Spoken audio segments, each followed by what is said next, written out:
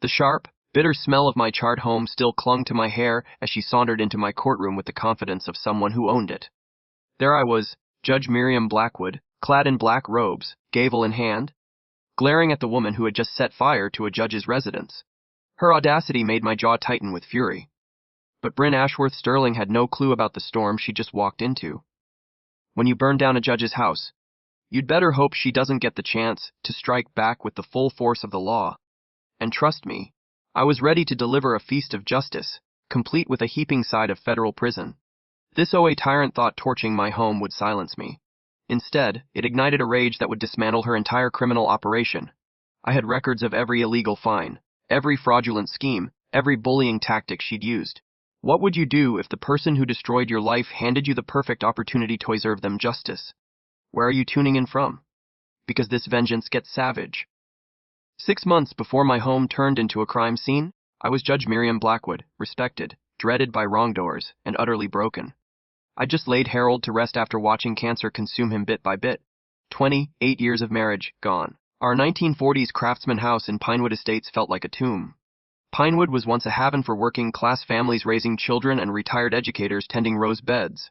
Then wealth rolled in, and modest homes were raised for sprawling mansions with 3-car garages and wine cellars.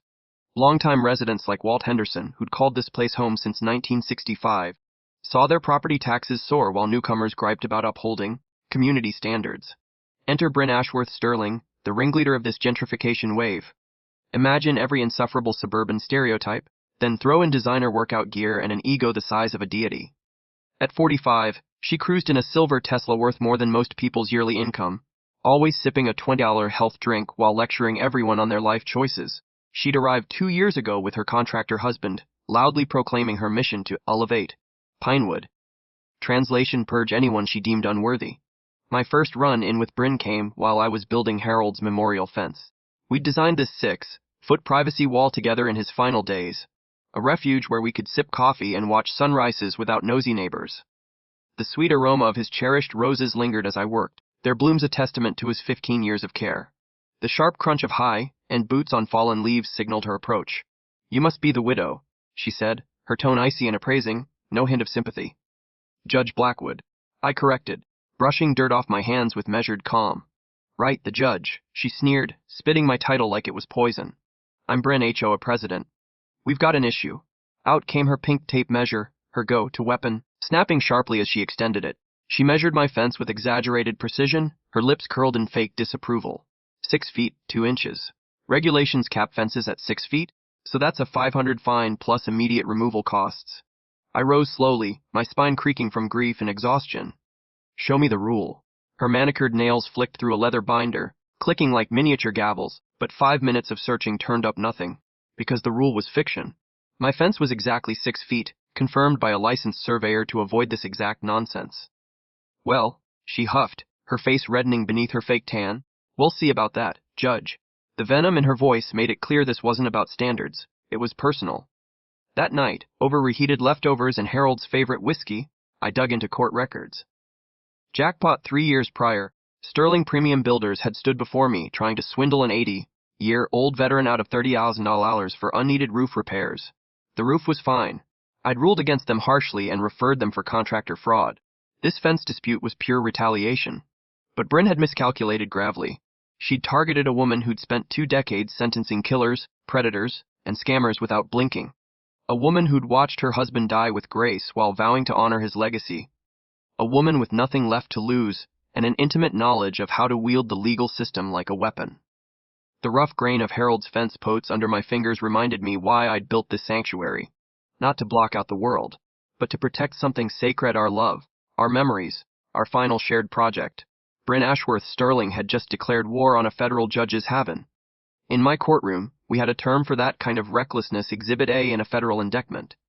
Within 2 weeks, Bryn unleashed what I can only describe as psychological warfare dressed up as HOA enforcement. She'd clearly studied the playbook of every petty dictator and turned my life into her personal experiment in torment. Certified letters arrived like clockwork, heavy envelopes that made my mail carrier wince with apology. 7 registered notices in 10 days, each more absurd than the last. First violation: an unapproved garden feature. Harold's memorial stone, a simple granite slab etched with in memory of eternal love. Apparently, mourning clashed with Pinewood's uniform aesthetic. Second violation, a non-compliant mailbox color. My mailbox had been standard since the Reagan era, but now it was disrupting visual harmony. The one that made my blood boil. Third violation, excessive bird feeding causing a nuisance. My single feeder drew cardinals, Harold's favorite, a morning ritual that kept me tethered to him. Their songs mingled with mountain air as I sipped coffee, pretending he might still join me. Each letter demanded fines from 200 to 500, threatening liens and lawsuits, printed on paper so expensive it probably cost more than the violations themselves. Here's where 20 years on the bench paid dividends. In law school, I'd memorized Colorado's HOA laws after a shady landlord tried similar strong-arm tactics. Bryn's notices were riddled with more holes than a crooked lawyer's defense. Legitimate HOA fines must be reasonable, tied to actual violations, and backed by clear bylaws. Her citations referenced non-existent rules and skipped required hearing processes. Time for judicial counterstrike. I spent 3 nights in Harold's basement office, surrounded by his law books and the musty scent of old cases, crafting my response. I filed a formal complaint with the Colorado Real Estate Commission, outlining Bryn's procedural violations. I photographed my property from every angle, built spreadsheets tracking her illegal fine patterns, and turned my evidence, preservation skills into a weapon. But Bryn wasn't done with her amateur antics. On Thursday morning, while I was downtown sentencing reckless drivers, my new security cameras caught pure criminal idiocy in action. Bryn showed up with her posse, her interior designer, a gaunt woman draped in white, and her personal trainer, doubling as a fake property inspector. They spent 2 hours fabricating evidence for non-existent violations. The designer gestured wildly at Harold's roses, as if their 15 years of careful growth offended her artistic sensibilities. The trainer, more familiar with gym supplements than property law, scribbled notes on an official-looking clipboard. That evening, watching the footage, my anger surged. These people were forging documents to justify fraudulent fines, conspiracy to commit fraud, in courtroom terms. Then Walt Henderson knocked, the scent of pipe tobacco mingling with the cool night air as he whispered his concerns. "Judge, this Bryn woman's been targeting folks systematically. Remember the Rodriguez family? She forced them to remove their Virgin of Guadalupe statue, calling it non-compliant religious imagery. Fined them $800 until they sold and left." My judicial instincts flared. What else? A single mom down the street got hit for her kids. Chalk drawings on their own driveway. Rainbows and hopscotch called defacing common areas. The pattern snapped into focus, like evidence aligning in a closing argument. Bryn wasn't just after me. She was running a harassment campaign against anyone who didn't fit her vision of suburban perfection. Hispanic families, single parents, elderly residents on fixed incomes, and now a widowed judge who'd ruled against her husband's scams. This was discrimination cloaked in HOA red tape, backed by fake documents and illegal fines. I'd stumbled into a criminal enterprise far bigger than my fence dispute. The scratch of my pen documenting these revelations filled Harold's quiet office. He'd always said good legal strategy was like surgery, precise, methodical, and devastating when done right. I was about to carve up Bryn Ashworth Sterling's petty kingdom with surgical precision. She'd made a classic mistake, targeting someone who knew exactly how to dismantle her operation, using the legal system she'd twisted for her own vendettas. Harold used to say judges were just referees with law degrees and sharp attitudes.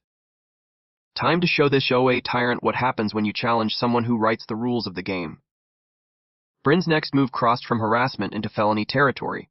She'd decided that if fake violations weren't working, breaking and entering might send a clearer message.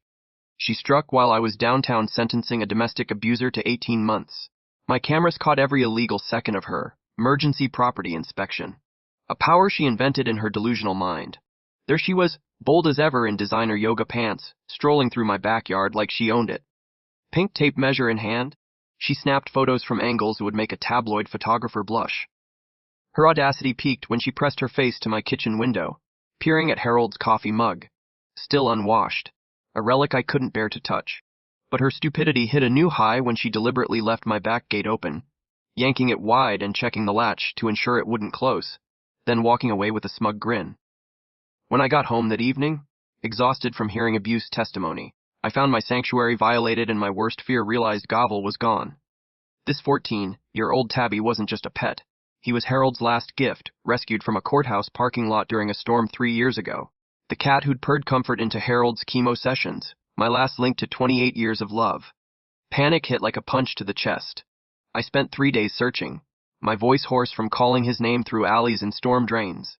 Walt organized neighborhood search parties, and even the Rodriguez family, driven out by Bryn, returned to help. Then came the call that chilled my blood. Judge Blackwood, this is Dr. Martinez at Mountain View Animal Emergency. We've got a cat matching your description, but he's in rough shape. I found Gal barely alive in an oxygen tent, ribs broken, dehydrated, and traumatized beyond recognition. After 800 in emergency surgery, the vet's words made my hands tremble with rage. These injuries suggest he was chased by heavy machinery, maybe leaf blowers or lawn equipment. The stress nearly killed him.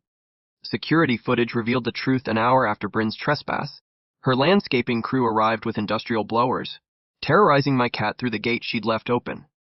They'd chased him 2 blocks until he collapsed in a storm drain, broken and near death. This wasn't harassment anymore. It was attempted murder of my family.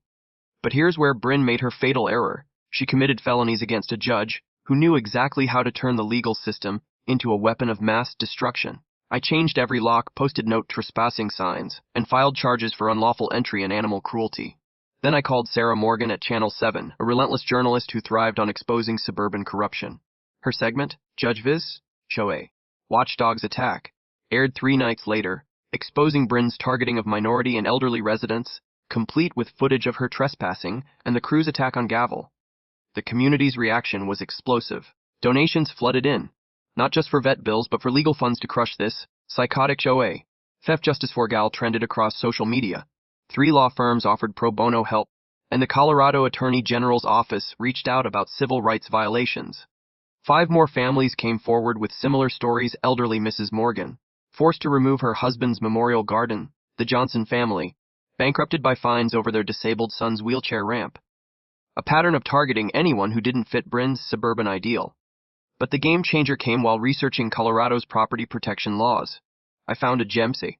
Unlawful entry with intent to intimidate carried burglary, level penalties, and animal cruelty could stack with conspiracy charges if multiple people were involved. Bryn's crew had created a federal retro predicate. That night, as Gal purred against my chest for the first time since the attack, I drafted criminal complaints that would end Bryn's reign forever, the hum of my new security system in the background. Harold always said judges were referees with lasting authority and long memories. Time to show this suburban terrorist what happens when you torture a judge's family. Bryn's desperation hit fever pitch when she realized her trespassing had triggered federal charges. So, she tried to ruin my career before I could ruin hers. A certified letter from the Colorado Judicial Discipline Commission landed on my desk Tuesday morning, making my coffee taste like ash. Bryn's accusations were pure fiction. Judge Blackwood misuses her authority to bully homeowners, twisting the legal system for personal grudges that endanger the community. Her evidence was criminally creative. Doctored photos painting my memorial garden as a neighborhood eyesore, fake witness statements from her disclaimer and trainer claiming I'd threatened them, and timestamps so laughable they'd embarrass a TV crime show. But her real power play leaking it all to political blogs that hated my environmental rulings. Within hours, I was trending as liberal judge terrorizes patriotic OA. Comment sections erupted with demands for my impeachment, disbarment, and colorful suggestions for dealing with activist judges who hate America. For 3 days, my 20-year judicial career was torn apart by people who couldn't spell jurisprudence, but thought they knew constitutional law better than I did. Then salvation arrived in the form of Patricia, Pat, Donnelly, a silver-haired woman with homemade cookies and the demeanor of a retired librarian. But appearances deceived. She was a 25-year FBI veteran who'd specialized in financial crimes and had been watching Bryn for weeks. "Judge, you need to see this," she said, settling into Harold's chair with the calm of someone used to dropping bombshells. She spread photos across my kitchen table like a poker player revealing a winning hand. Meet Bethany Sterling of Phoenix, Arizona. 3 insurance claims in 2 years, flood, fire, vandalism. 400,000 vanished before a grand jury could convene. My judicial instincts kicked in, spotting patterns like forensic evidence. She's done this before. It's a textbook scheme. Target stable neighborhoods, stir up disputes to justify claims, disappear before investigations close. Pat's FBI precision was razor sharp despite retirement. Here's the kicker. She filed her current homeowner's application under a false identity. Federal mail fraud. Her documents made my prosecutor's heart race. Bryn's 800,000 house was insured for $2.8 million, with lies about prior claims and financial history that would thrill any federal attorney. She's not targeting you for old grudges. Pat said, arranging evidence with surgical care. You're a distraction to keep everyone focused on HOA drama while she siphons community funds and preps her next accidental fire. The truth hit like a gavel to the head. This wasn't personal revenge. It was criminal misdirection. While I'd been fighting fence violations, Bryn was draining HOA funds and setting up an insurance scam that would gut the neighborhood. Pat handed me a folder thick enough to overwhelm any defense attorney. Sterling Premium Builders filed for bankruptcy last month, their license suspended for tax evasion. The HOA presidency was just a front to access community money. My harassment was a calculated diversion to keep a judge distracted while she robbed Pinewood blind. Pat's final bombshell froze my bloods. Bryn had already filed preliminary insurance claims for structural issues and neighborhood safety concerns. Your house isn't just a target, Judge. It's the centerpiece of her next fraud. That night, surrounded by evidence that turned my personal nightmare into a federal RICO case, I saw the full scope of her crimes. $340,000 missing from HOA funds, insurance applications dripping with perjury, a pattern of targeting minorities and the elderly screaming civil rights violations. Bryn hadn't chosen me for past rulings. She'd targeted me because my grief, finances, and judicial schedule made me the perfect victim. But she'd made a catastrophic mistake. She'd run federal crimes against someone who knew how to dismantle criminal empires with the full force of the law. The glow of my computer screen lit Harold's office as I drafted letters to federal prosecutors specializing in interstate fraud and civil rights cases. Harold always said patience was a weapon when wielded by someone who knew timing. Bryn Ashworth Sterling was about to learn that scamming while terrorizing a judge wasn't just foolish. It was a life sentence-level blunder. The manila folder Pat slid across my table felt weightier than a death penalty verdict. Judge, this changes everything, she said, her voice heavy with 25 years of chasing federal criminals.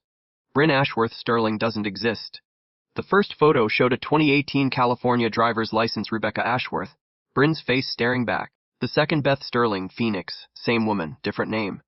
The third made my coffee cup slip from my hand, Sandra Mackenzie, Detroit 2010, with a federal prisoner ID stamped across it.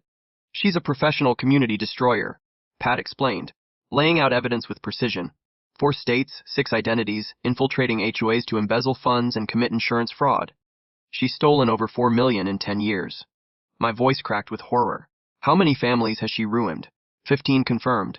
Same playbook, target established neighborhoods, harass minorities and the elderly, steal emergency funds, then burn high-value properties for insurance payouts. Pat's instincts were as sharp as ever. Sacramento lost 3 Hispanic families before a community center burned. Phoenix saw 5 elderly residents die from stress-related illnesses during her terror. The next document chilled me. Architectural plans for my house from Sterling Premium's database, marked with notes on electrical weaknesses and fire acceleration points. She's been planning to torch your home from the start, Pat said softly. The harassment was a distraction while she set up the perfect arson. My house, worth $180,000, was insured for $320,000 thanks to Harold's upgrades. Her plan was to claim fire spread to her property for a double payout. My hands shook as I traced Harold's notes in the margins. Our final project turned into her criminal opportunity. But Pat's last revelation shattered everything. She's a federal fugitive, operating under stolen identities while still in witness protection.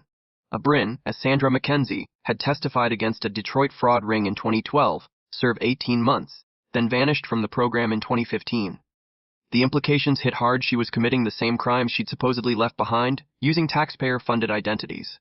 Witness protection violations carry a 10-year minimum, Pat said. Add multi-state fraud, identity theft, and attempted arson against a judge. She's looking at life without parole. I stared at photos of ruined families and shattered communities. My nightmare, just the latest chapter in her decade-long crime spree. The musty scent of old case files mixed with betrayal as I grasped the scale of her operation. She'd researched my husband's death, my finances, my schedule, and my attachments to craft the perfect victim. But her arrogance had led her to target someone who knew how to orchestrate multi-jurisdictional prosecutions with agencies from the FBI to Treasury. Time to show this predator what federal justice felt like when it was personal and relentless.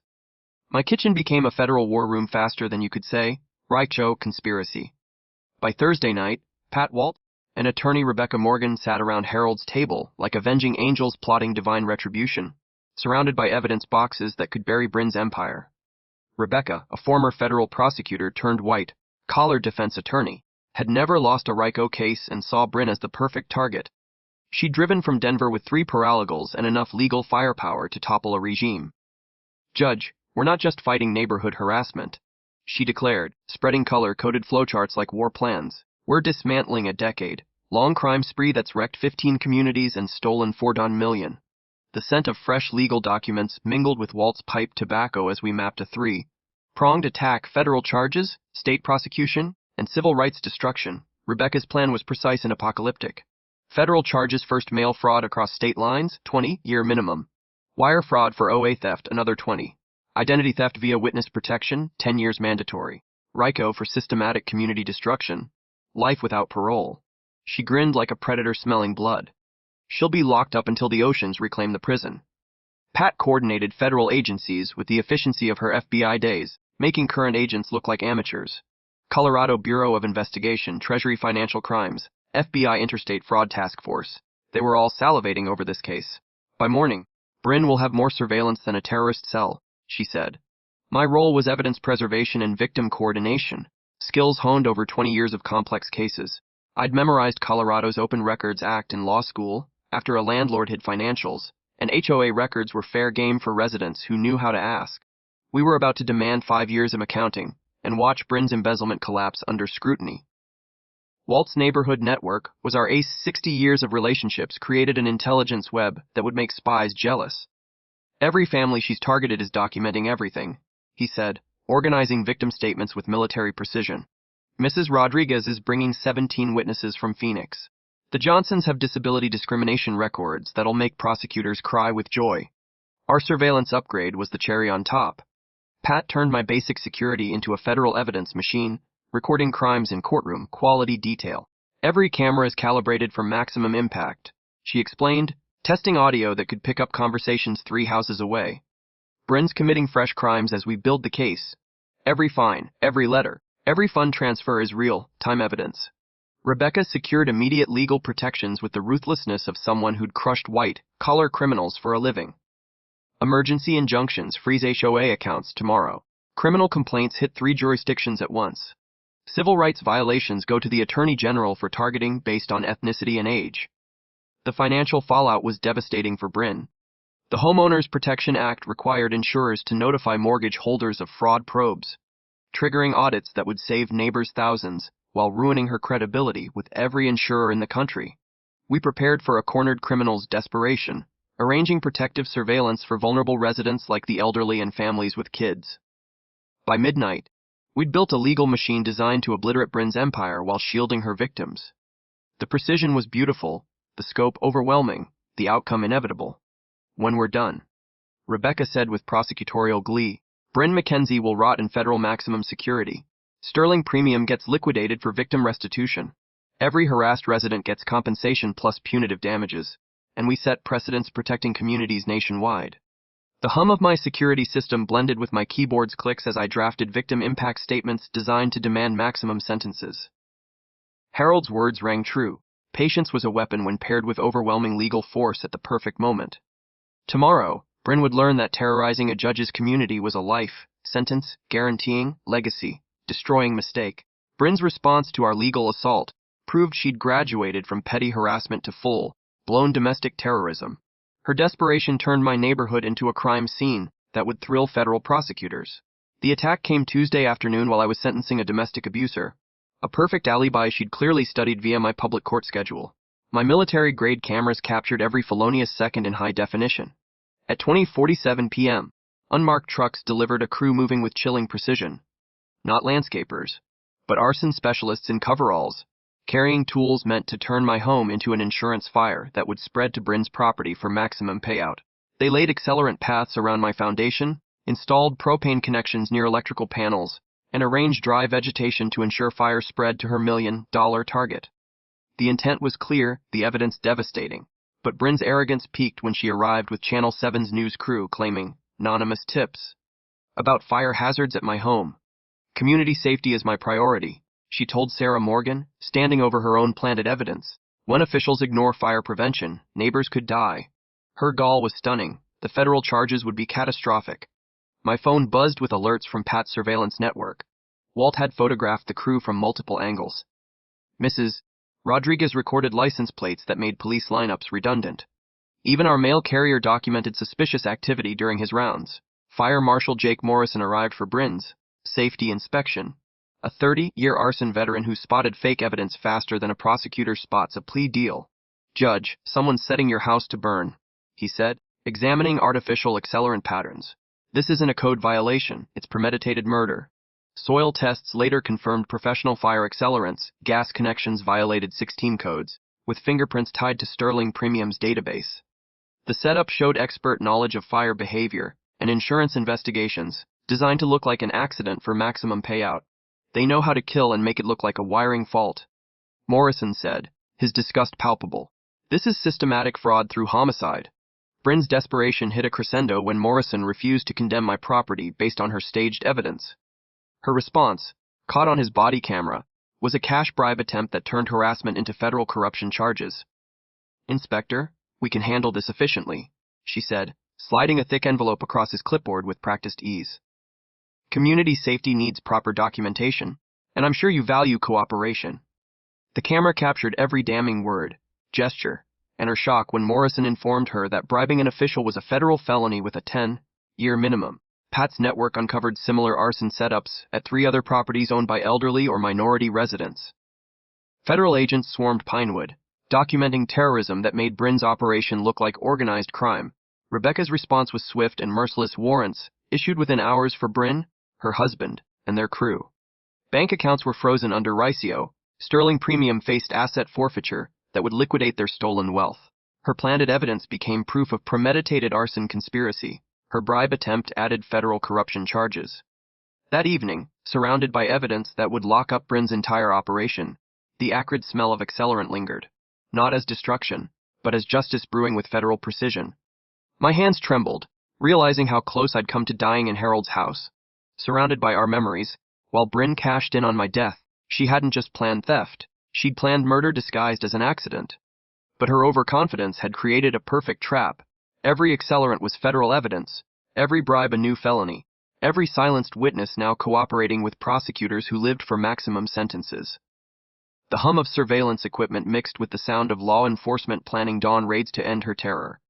Harold always said justice delayed wasn't justice denied. It was justice honed to lethal precision. Tomorrow, Bryn would learn that trying to murder a judge carried consequences she'd never imagined. At 30:17 a.m., an explosion tore me from dreams of Harold into a nightmare that would haunt Bryn for the rest of her prison sentence. I was staying in Walt's guest room, my home unsafe after the arson setup, when the blast rattled windows 3 blocks away. Through Walt's window, I watched 28 years of memories. Our kitchen, our bedroom, Harold's rose garden, engulfed in flames that turned night into an orange inferno. The fire was so fierce that Denver Fire set a 3-block perimeter. Professional arsonists had turned our sanctuary into a calculated demolition, disguised as a wiring fault for optimal insurance timing. But Bryn's arrogance had sprung the perfect trap for federal prosecution. I stood on Walt's porch in Harold's old robe, watching our life burn as arson investigator Marcus Webb coordinated a crime scene straight out of a terrorism case. "Judge, this wasn't random," he said, thermal imaging revealing accelerant highways. "Someone wanted you dead and wanted it to look accidental." The evidence was pristine. My fireproof security system captured Sterling Premium's crew at 20:45 a.m., followed by Bryn's husband with professional fire equipment at 3:10 a.m. The smoking gun came from insurance investigator Jennifer Park. Bryn had filed preliminary fire damage claims for her property at 20:30 a.m., 47 minutes before my house ignited. "She claimed fire spread before your house was even burning," Park said with prosecutorial glee. "That's not foresight. That's proof of premeditated murder." Neighbors arrived with coffee, blankets, and fury that had federal agents scribbling notes. Mrs. Rodriguez gripped my hands, tears falling. "Mija, she tried to kill you. We all saw her planning this." Then came a moment for legal history. Bryn showed up at the fire scene in designer workout clothes and full makeup at 4:30 a.m., feigning community concern for news cameras 50 feet from the house she'd had torched. "This tragic accident shows why our HOA needs strict safety rules," she told Channel 7 with crocodile tears. "Judge Blackwood's refusal of inspections may have caused this loss." She didn't know FBI agents were recording every word for her murder trial, while marshals prepared arrest warrants based on airtight evidence. The financial probe revealed genius wrapped in stupidity. Bryn had embezzled $340,000 from HOA funds to pay arsonists. Her $800,000 house was insured for $2.8 million, with pre-filed claims that would have triggered massive payouts. But prosecutors had tracked every transaction since Pat's investigation began. Bank records tied her to known arsonists. Cell data placed her crew at the scene, and insurance applications guaranteed perjury convictions. Rebecca's response was biblical. Marshals arrested the Sterlings in dawn raids aired live on TV. Assets were seized under HOA to compensate victims across 4 states. Sterling premium was liquidated faster than evidence in a shredder. The charges were a prosecutor's dream: attempted murder of a judge, first-degree arson, multi-state insurance fraud, money laundering, conspiracy, and HOA violations, ensuring life sentences. That evening, in Walt's kitchen, surrounded by agents coordinating the largest HOA fraud case in U.S. history, the smoke on my clothes smelled like justice cooking at full heat. My house was gone, but Harold's memory lived in the community that protected me. Bryn had tried to kill me and created evidence that would lock her away forever. The sound of handcuffs on news footage felt like Harold's approval from a judicial afterlife. Some battles were worth losing everything to win for good. 7 days later, Bryn Ashworth Sterling shuffled into my courtroom in federal custody, her orange jumpsuit replacing her designer gear, facing charges that would keep her caged until her bones were fossils. The irony was so perfect it felt like Harold's doing from beyond. My courtroom was packed, with crowds watching live streams outside. Federal marshals, FBI agents, insurance investigators, and prosecutors from 4 states filled the gallery like an army of justice. Channel 7's cameras captured every moment. The Colorado Attorney General took notes for civil rights laws. 17 families Bryn had terrorized sat as witnesses, including Mrs. Rodriguez, the Johnsons with their disabled son, and elderly residents she'd driven out. Judge Patricia Morrison, handling the arraignment after my recusal, called order with the weight of a terrorism case. The people of Colorado versus Bryn McKenzie, Ika Bethany Sterling, Ika Rebecca Ashworth, Ika Sandra Mitchell. Her aliases took 30 seconds to list. The charges took 4 minutes: attempted murder of a judge, first-degree arson, multi-state insurance fraud, money laundering, conspiracy, RICO, identity theft, witness protection fraud, and systematic civil rights violations. Her public defender, clearly outmatched, requested bond citing, community tithing, no flight risk. Prosecutor Amanda Stevens stood, holding aces. Your Honor, the defendant used 6 identities across 4 states, stole $4 million, and destroyed 15 communities. She tried to murder a judge by burning her house, then blamed the victim on TV. The gallery buzzed with anger, marshals shifting uneasily. Then came a moment for legal legend. Bryn addressed the court. Your Honor, she said, glaring at me with unbroken arrogance, Judge Blackwood has weaponized her position to target homeowners. She's abused federal power against citizens using legitimate HOA authority. This is judicial tyranny, not justice. The courtroom fell silent. Agents exchanged looks promising new charges. Prosecutors scribbled furiously. Judge Morrison's voice carried 20 years of authority. Ms. McKenzie, you're accused of trying to murder a judge by burning her home. You stole hundreds of thousands, used false identities, terrorized elderly and minority residents, and filed fraudulent claims worth millions. She paused, letting justice settle like a shroud. Evidence includes footage of your arson, recorded bribes, documented harassment, theft records, and perjured insurance filings. You're not a victim. You're a terrorist who targeted a judge's community. The mic drop moment. This court notes your pattern of destroying 15 communities and displacing 200 families. Your targeting of elderly and minorities is a civil rights violation. We'll prosecute fully. Bryn's face collapsed as life sentences loomed. Her attorney whispered about plea deals that were impossible with the evidence stacked against her. Bond denied. Morrison declared, the defendant is a flight risk and community danger. The gallery erupted in cheers. Marshals didn't bother to quiet. Mrs. Rodriguez wept with relief. Walt fist pumped. And 17 families saw justice served red hot. As marshals led Bryn away, she glared at me with hatred that could light fires. This isn't over, Judge. You'll never prove I targeted you for murder. I stood, robes heavy with 20 years of authority. Ms. McKenzie, your admission of targeted harassment is noted for sentencing. Prosecutors now have your confessed intent. Thank you for removing all doubt. The sound of justice echoed like Harold's final nod. 2 years later, I stood in my rebuilt kitchen, watching cardinals at Harold's memorial feeder, while Bryn rotted in federal maximum security. Life without parole in a concrete cell where terrorists reflect forever. Morning coffee tasted sweet with the satisfaction of evil getting its due. The trials were a prosecutor's dream, a defense attorney's nightmare. Juries took 3 hours and 47 minutes to convict the Sterlings on all counts, likely pausing for lunch. Bryn got life without parole for attempted murder, plus sentences for arson, fraud, and civil rights violations that would keep her locked up until Colorado became an ocean. Her husband got 25 years for conspiracy, ending Sterling Premium forever. Seized assets, $3.2 million, compensated victims across 4 states, setting a record for HOA fraud restitution. Every targeted family got compensation and punitive damages, establishing nationwide legal protections. Pinewood transformed from a terrorized fiefdom to a model community studied in law schools. Walt, now HOA president, enforced transparency that made embezzlement impossible and protected residents with due process. New bylaws capped fines at 50T, required public financial reports, and mandated mediation before lawsuits, banning targeting based on ethnicity, age, or income. The ripple effects spread. Colorado's Pinewood Protection Act mandated HOA transparency, limited fines, and added state oversight. 15 states followed, shielding millions from future Brins. The Judge Harold Blackwood Memorial Scholarship, funded by documentary rights, book sales, and donations, raised $750,000 for first-generation students studying community law.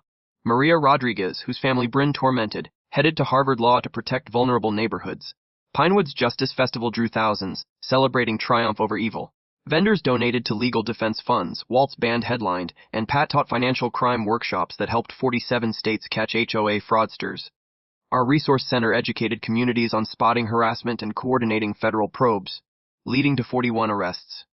My career earned national praise for ethics under pressure, leading to law school talks on community rights and judicial integrity. The American Bar Association's Blackwood Award now honors judges defending civil rights. But personal wins meant more. Gov ruled our rebuilt sanctuary with feline authority. Harold's roses bloomed brighter in soil enriched by community love, protected by unbeatable security. That evening, sunset glowed through new windows as I reviewed scholarship applications, Gavel supervising from his perch. Outside, Pat tended her garden, Walt taught kids harmonica, and families chatted freely, no longer silenced by Bryn's terror. Children's laughter replaced sirens, proving justice was protection, healing, and hope. To anyone fighting HOA nightmares or petty tyrants with tape measures, document everything, rally your neighbors, and know that bullies only win when good people stay quiet. Your story could save others. Share your HOA horror in the comments. You're not alone.